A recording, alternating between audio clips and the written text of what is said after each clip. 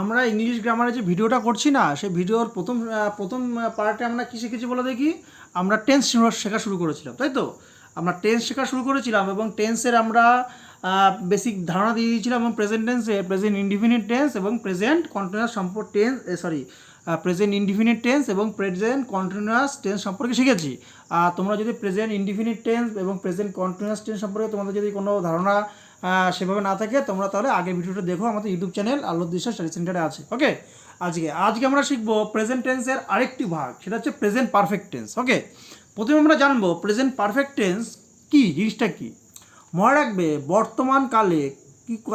বর্তমানকালে কোনো কাজ কিছুক্ষণ আগে সম্পন্ন হয়েছে বোঝাতে প্রেজেন্ট পারফেক্ট টেন্স ব্যবহার হয়। ঠিক আছে, কোনো কাজ কিছুক্ষণ আগে, এখানে লিখতে হবে কিছুক্ষণ আগে,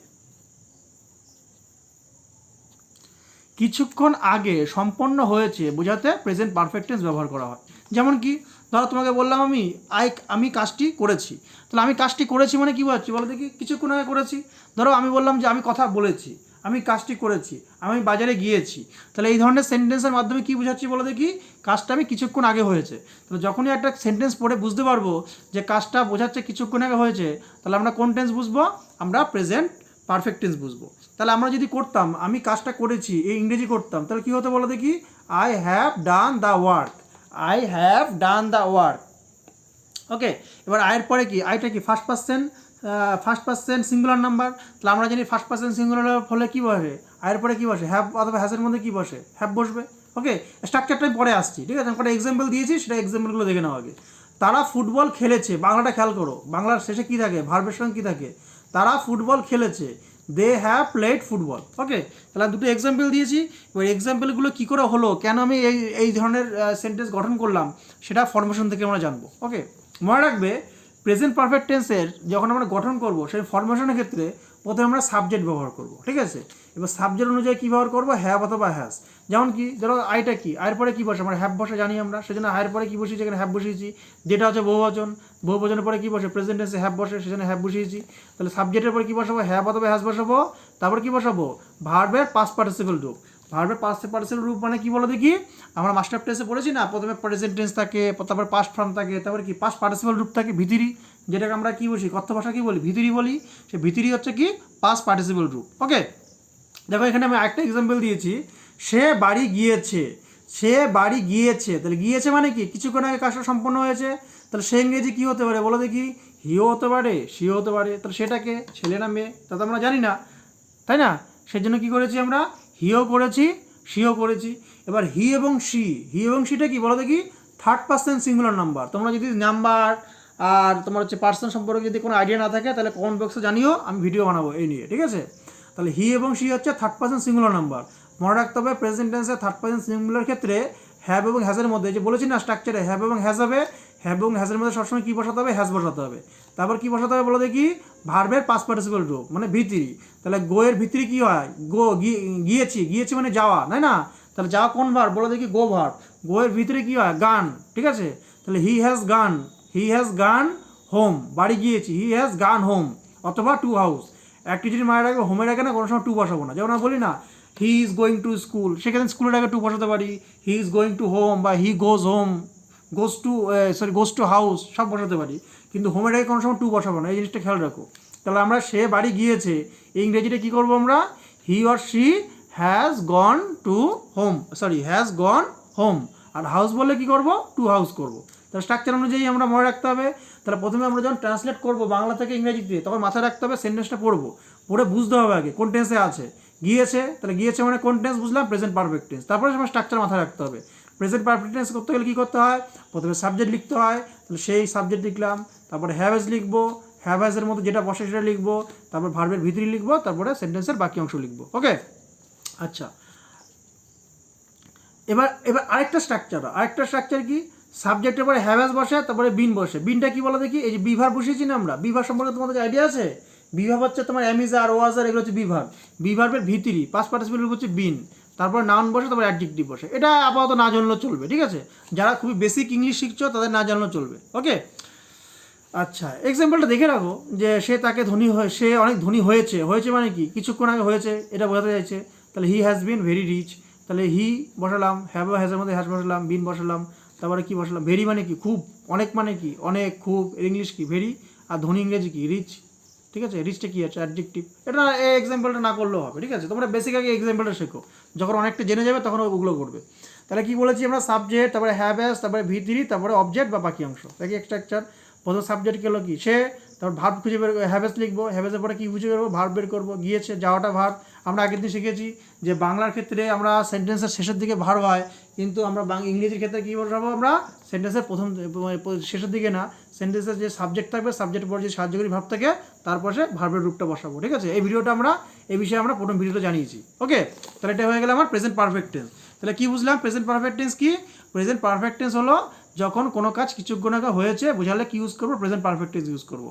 কি দেখে বুঝবো, কোনো সেন্টেন্সে করেছি, খেলেছে, গিয়েছে, হয়েছে এমন থাকলে কি বুঝবো আমরা, প্রেজেন্ট পারফেক্ট টেন্স বুঝবো। আর স্ট্রাকচার তো এখানে দেখিয়ে দিলাম।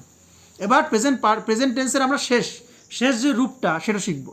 সেই রূপটা কি, প্রেজেন্ট পারফেক্ট কন্টিনিউয়াস টেন্স। সেই রূপের নাম হচ্ছে কি, প্রেজেন্ট পারফেক্ট কন্টিনিউয়াস টেন্স। এবার দেখো প্রেজেন্ট পারফেক্ট কন্টিনিউয়াস টেন্স এর মাধ্যমে কী বোঝাচ্ছে বলো দেখি, এই প্রেজেন্ট টেন্সের মধ্যে পারফেক্টের স্ট্রাকচার যাবে, কন্টিনিউয়াস টেন্সের স্ট্রাকচার যাবে।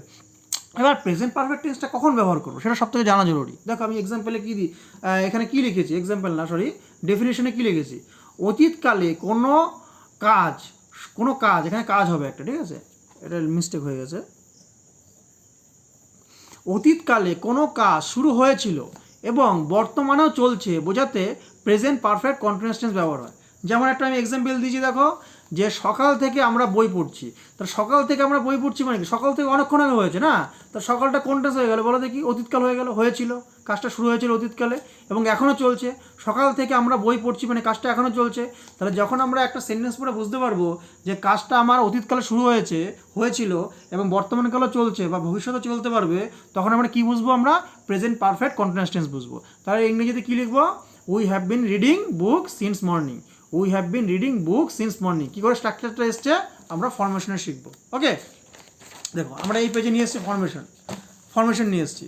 মনে রাখবে প্রেজেন্ট পারফেক্ট কন্টিনিউয়াস টেন্সে প্রথমে কি সাবজেক্ট বসাবো, তারপরে সাবজেক্ট অনুযায়ী হ্যাভ অথবা হ্যাজ বসাবো, তারপরে বিন বসাবো, তারপর ভার্বের সাথে কী বসাবো, আইএনজি বসাবো, তারপর অবজেক্ট বা সেন্টেন্সের বাকি অংশ বসাবো। ওকে, তাহলে মনে রাখবে না, তোমরা একটা কাজ করবে, যখন একটা ধরো ইংলিশ থেকে বাংলা করছো না, বাংলা থেকে যখন ইংলিশ করছো না, তাকে সেন্টেন্সটা পড়ে ভালো করে পড়ে বুঝবে যে কোন টেন্স দিয়েছে। প্রেজেন্টে ধরো প্রেজেন্টে চারটের মধ্যে কোন টেন্স দিয়েছে সেটা বুঝতে হবে। বোঝার পরে আচ্ছা বুঝতে হবে যে আচ্ছা প্রেজেন্ট পারফেক্টই দিয়েছে, না এটা প্রেজেন্ট পারফেক্ট কন্টিনিউয়াসই দিয়েছে। বোঝার পরে স্ট্রাকচারটা মনে রাখার চেষ্টা করবে, আচ্ছা স্ট্রাকচারটা কী ছিল। স্ট্রাকচারটা মুখস্থ করা না খুবই জরুরি, আর কদিন করবে মুখস্থ করবে দেখবে তো অটোমেটিক তোমারই ধরতে পারবে। ওকে, এবার দেখো আমি একটা এক্সাম্পল দিয়েছি এই স্ট্রাকচারটা সমেত। আমি 2 দিন ধরে কাজটি করছি, আমি 2 দিন ধরে কাজটি করছি মানে কি, 2 দিন তো এখন শুরু হয়নি, 2 দিন অতীতে শুরু হয়েছিল। তাহলে এই সেন্টেন্সের মাধ্যমে কী বোঝাচ্ছে, কাজটা অতীতে শুরু হয়েছিল এখনও চলছে। তাহলে ইংলিশ কী হবে, আমি ইংরেজি কি আই। এবার কি বলেছি, পারফেক্ট কন্টিনিউয়াসে কী হবে, হ্যাভ বসবে অথবা হ্যাজ বসবে। আয়ের পরে কী বসে, হ্যাভ বসে, তাই হ্যাভ বসিয়েছি। তারপরে কী বসাবো, আমি বিন বসাবো, বিন বসিয়েছি। তারপরে কী বসাবো, ভার্বের সাথে আইএনজি। তাহলে আমি 2 দিন ধরে কাজটি করছি, তাহলে ভার্ব কী আছে বলো দেখি, করা ইংরেজি কি ডু, তার সাথে আইএনজি করেছি। এবার কী বসাবো, ভার্বের সেন্টেন্সের বাকি অংশ কী আছে, 2 দিন কাজ। তাহলে I have been doing the work for 2 days। তাহলে মনে রাখবে এখানে না সময়ের আগে কী বসাবো, আমরা ফর বসাবো। কোনো জায়গায় ফরও বসাই, কোনো জায়গায় সিন্সও বসাই। কোথায় ফর বসাই বা কোথায় সিন্স বসাই সেটা আমি পরের এক্সাম্পলে স্পষ্টভাবে বলেছি। দেখো পরের এক্সাম্পলটা কী নিয়েছি আমরা, তারা কিছুদিন যাবৎ ইংরেজি পড়ছে, তাই না। তা কিছুদিন যাবৎ ইংরেজি পড়ছে মানে কি, ওই ইংরেজি পড়াটা অতীতে শুরু হয়েছিল এখনও চলছে, একই রকম structure. They have been reading English for few days, তাই না, কিছুদিন ইংরেজি কি ফিউ ডেজ। আর তাই সময় আগে কী বসাবো, এখানে আমরা ফর বসাবো। তাহলে স্ট্রাকচার কী ছিল, সাবজেক্ট, এখানে সাবজেক্টকে দে, তারপরে কী বসাবো, হ্যাভ অথবা হ্যাজ বসাবো। আমরা জানি দে বহুবচন, তাহলে কি প্রেজেন্টে কী বসে, হ্যাভ বসবে।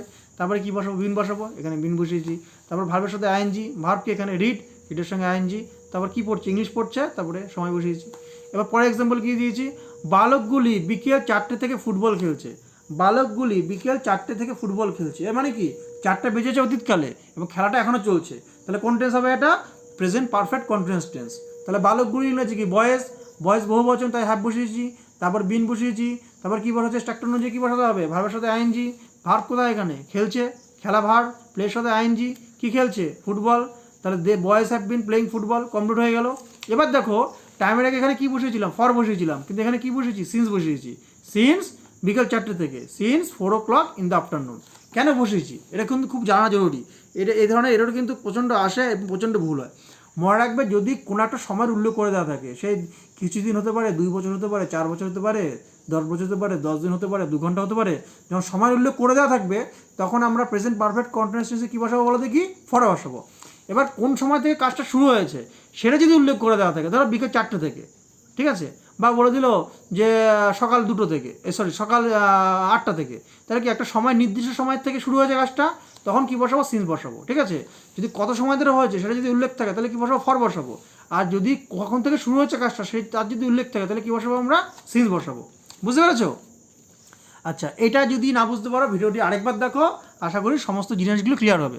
আর মনে রাখতে হবে, যখনই আমরা প্রেজেন্ট টেন্স পড়বো না, প্রেজেন্ট টেন্সের 4টে টেন্সের পার্ট ভালোভাবে মুখস্থ করে তার ফর্মেশনটা মুখস্থ করবো, ঠিক আছে। এবং ফর্মেশনটা মুখস্থ করার পরে আমরা যখন বাংলা থেকে ইংরেজিতে ট্রান্সলেট করবো, যেটা বারবার করে বলছি আমি, তখন আগে ভেবে নেবো যেটা এটা কোন টেন্সে আছে, তারপর স্ট্রাকচারটা মনে করবো, তারপরে আমি ট্রান্সলেট করবো। আর ট্রান্সলেটের নিয়ম তো শিখিয়ে দিয়েছি, প্রথমে সাবজেক্ট ব্যবহার করতে হবে, তারপরে ভার্ব ব্যবহার করতে হবে, তারপর বাকি অংশ। এবার ভার্বের আগে যদি কোনো সাহায্যকারী ভার্ব আসে, এই যে আমি এগুলো বলে দিচ্ছি একবার, এই হ্যাভ, হ্যাজ, বিন, এগুলো সব হচ্ছে হেল্পিং ভার্ব। মনে হবে যে মেন ভার্ব, মেন ভার্বের আগে যদি হেল্পিং ভার্ব থাকে না, সাহায্যকারী ভার্ব থাকে বা অক্সিলিয়ারি ভার্ব থাকে, সেগুলোকে লিখতে হবে, ঠিক আছে। এগুলো আমরা প্রথম ভিডিওতে শিখেছি। ওকে, তাহলে আজকে আমরা এই প্রেজেন্ট টেন্স ফুল কমপ্লিট করলাম। আগের ভিডিওতে শিখেছিলাম আমরা প্রেজেন্ট ইনডিফিনিট এবং প্রেজেন্ট কন্টিনিউয়াস। এই ভিডিওতে শিখলাম প্রেজেন্ট পারফেক্ট এবং প্রেজেন্ট পারফেক্ট কন্টিনিউয়াস। এর পরের ভিডিওতে আমরা শিখবো পাস্ট টেন্স সম্পর্কে, ঠিক আছে। আচ্ছা, তাহলে আজকের মতো ভিডিওটি আমরা শেষ করছি। তোমরা মন দিয়ে পড়াশোনা করো, কোনো সমস্যা থাকলে জানাও। আর আমাদের ইউটিউব চ্যানেলে নোটিফিকেশন বাটনটা ক্লিক করে রাখবে, বেল বাটনে ক্লিক করবে, যখনই আমরা ভিডিও বানাবো, যখন আমরা ভিডিও আপলোড করবো সঙ্গে সঙ্গে পেয়ে যাবে। আচ্ছা, ভিডিওটা দেখার জন্য অনেক অনেক ধন্যবাদ। মন দিয়ে পড়াশোনা করো।